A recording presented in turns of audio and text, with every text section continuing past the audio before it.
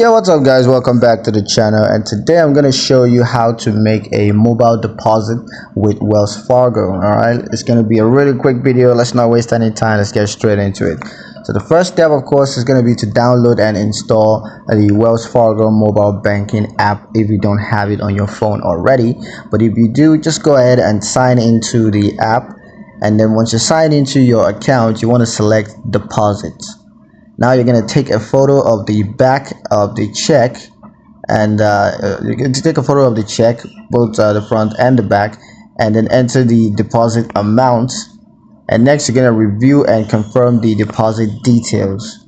And once that's done, you just wait for the deposit to be processed, and then you can review and understand the mobile deposits terms and conditions, and also consider setting up mobile deposit alerts, because that might be useful.